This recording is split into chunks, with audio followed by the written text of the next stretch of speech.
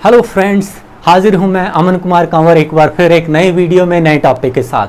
Friends, आप सभी सुनते होंगे या पढ़ते होंगे इंग्लिश के ऐसे वाक्य जिनमें देयर या इट का प्रयोग एज ए डमी सब्जेक्ट होता है। ये सेंटेंस में कोई काम नहीं करते, ना ही सेंटेंस के ये एक्चुअल सब्जेक्ट होते हैं, और ऐसी सिचुएशन में ये अपने लिटरल मीनिंग को भी एक्सप्रेस नहीं करते हैं, पर सेंटेंस फॉर्मेशन में इनकी बहुत महत्वपूर्ण भूमिका होती है। तो शुरू करते हैं इस टॉपिक को। देयर या इट को एज ए डमी सब्जेक्ट कब और कैसे यूज़ करते हैं। पर उससे पहले आप एक काम तो कीजिए, आप प्लीज़ मेरे चैनल को सब्सक्राइब कर लीजिए अगर नहीं किया है तो, और साथ में बेल आइकॉन प्रेस करना मत भूलना। तो चलिए फ्रेंड्स, शुरू करते हैं ये टॉपिक। तो फ्रेंड्स, सबसे पहले हमें यह जानना बड़ा ज़रूरी है कि हम देयर का प्रयोग एज ए डमी सब्जेक्ट कब करते हैं। When to use there as a dummy subject to describe or ask about the presence or absence of some indefinite noun or nouns।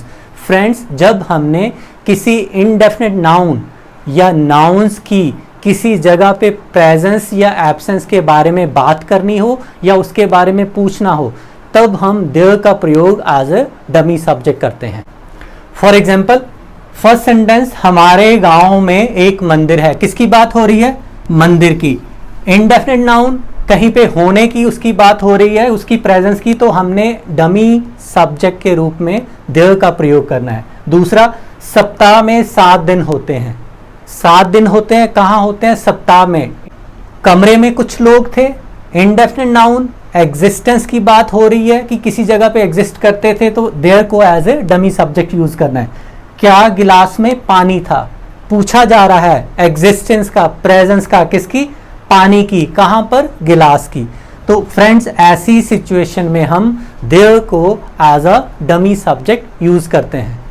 तो फ्रेंड्स, अब सीक्वेंस देखते हैं। इसका sequence according to syntax rule क्या बनेगा फॉर अफर्मेटिव सेंटेंस, जिनको हम positive sentence भी कहते हैं।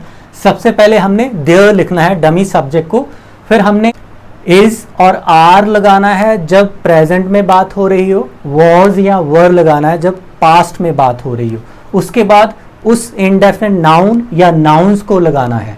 और फ्रेंड्स, याद रखना है, इस मेन वर्ब का प्रयोग इसके अकॉर्डिंग नहीं होगा सब्जेक्ट के, ये डमी सब्जेक्ट है। हमने इनका प्रयोग इस नाउन या नाउन्स के अकॉर्डिंग करना है। अगर ये नाउन प्लूरल है तो आपने प्लूरल वाला जो वर्ब है वो कैरी करना है। उसके बाद कंप्लीमेंट, सेंटेंस में आगे जो भी दिया होगा मोस्टली ये प्लेस होती है। अब एक सिंपल सी एग्जांपल लेते हैं। एक मंदिर है, मंदिर की बात हो रही है, इनडेफिनिट है, हमें पता नहीं कौन सा है, तो हमने क्या करना है? देयर को एज ए डमी सब्जेक्ट ले लिया। देयर, प्रेजेंट में बात हो रही है तो हमने इज लगाना है, क्योंकि जो हमारा नाउन है वो सिंगुलर है। देयर इज एक मंदिर, a temple. There is a temple. अब इस सेंटेंस को मैं मॉडिफाई कर देता हूं, मैं लिख देता हूं। अब इस सेंटेंस को मैंने मॉडिफाई कर दिया, मैंने ऐड कर दिया यहां पे हमारे गांव में। अब साथ में कंप्लीमेंट आ गया। प्लेस है, कहां पर है मंदिर? हमारे गांव में। There is a temple in our village. There is a temple in our village. एक और एग्जांपल लेते हैं पास्ट की। कक्षा में विद्यार्थी थे। अब थे, पास्ट में बात हो रही है किसी नाउन की। नाउन क्या है? इंडेफिनिट, प्लूरल है, तो हमने क्या करना है? देयर को एज ए डमी सब्जेक्ट लगाया। देयर। अब पास्ट की बात हो रही है, ईदर वॉज और were according to the noun. If the noun is singular we are going to place was, if the noun is plural then we need to place were. तो यहां पे नाउन प्लूरल है तो हमने क्या लगा दिया? वर। देयर वर क्या था? विद्यार्थी, नाउन, स्टूडेंट्स। अब कंप्लीमेंट में कहां पर? कक्षा में, इन द क्लास। अब फ्रेंड्स, बारी है नेगेटिव सेंटेंस की। नेगेटिव सेंटेंस में sequence there as it is are अगर प्रेजेंट में बात हो रही है, वॉज वर अगर पास्ट में बात हो रही है, उसके साथ लगेगा no. Either you can say is no, are no, was no और वर नो। अगर आपने नॉट लगाना है तब आपको एनी साथ में कैरी करना पड़ेगा। उसके बाद नाउन या नाउन्स जिनके बारे में सेंटेंस में बात हो रही है, देन कंप्लीमेंट। एक एग्जांपल लेते हैं, हमारे गांव में स्कूल नहीं है। अब स्कूल की बात हो रही है कि एग्जिस्ट नहीं करता हमारे गांव में, नाउन नहीं है हमारे गांव में, तो हमने क्या करना है, there dummy subject as it is there. उसके बाद इज और are according to the number of the noun. If the noun is singular then we are going to place is, if the noun is plural then are. यहां पे noun singular है तो is आ गया। आगे या तो हम नो लगा सकते हैं या नॉट एनी। हम यहां पहले नो लगाते हैं, देयर इज नो स्कूल। कहां पर, इन आर विलेज। अगर हमने नॉट लगाना होता तो साथ में हमें एनी लगाना पड़ना था, there is not any school in our village. अब सेकेंड एग्जाम्पल पास्ट की ले लेते हैं, गिलास में पानी नहीं था। अब there subject dummy subject there. अब पास्ट की बात हो रही है तो ईदर वॉज और were according to the noun. Noun हमारा क्या है, अनकाउंटेबल, तो सिंगुलर होगा, there was.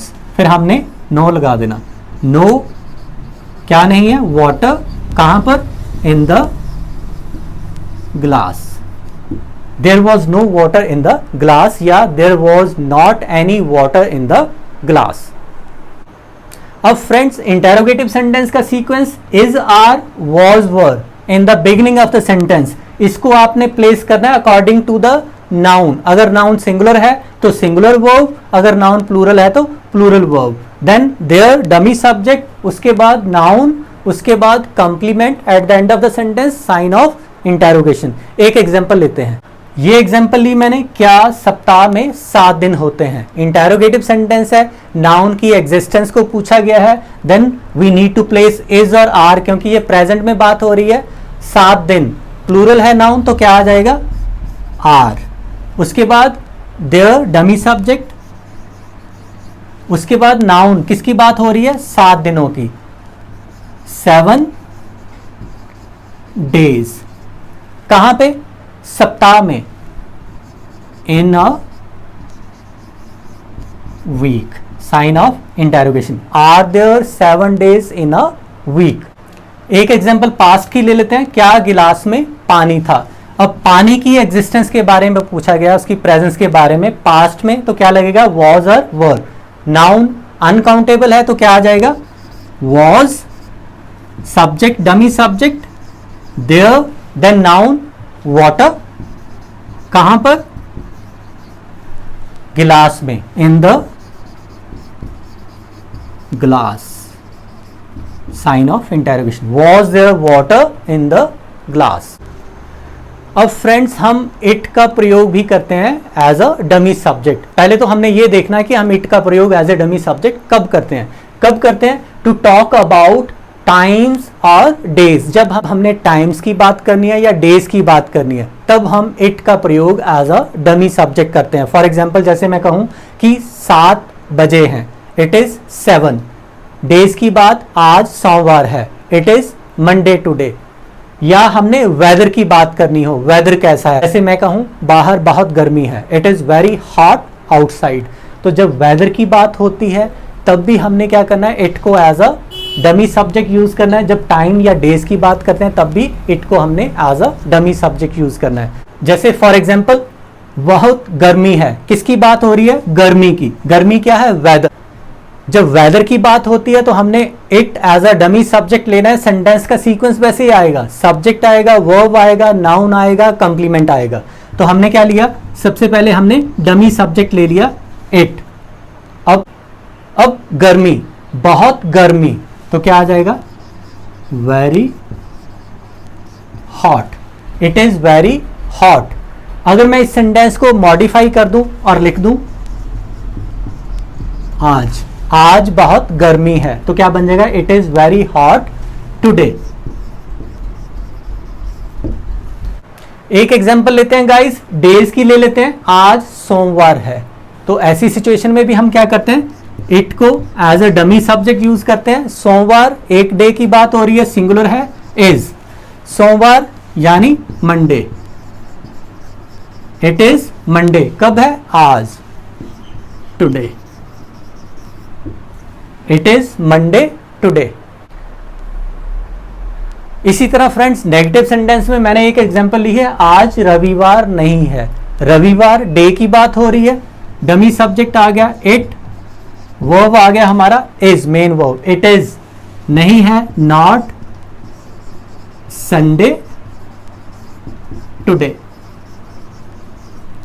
It is not Sunday today. Friends अब बारी है क्विज की। आप इन ब्लैंक्स के जो सही उत्तर हैं कमेंट बॉक्स में लिखकर भी दे सकते हो या मुझे डायरेक्ट ईमेल भी कर सकते हो।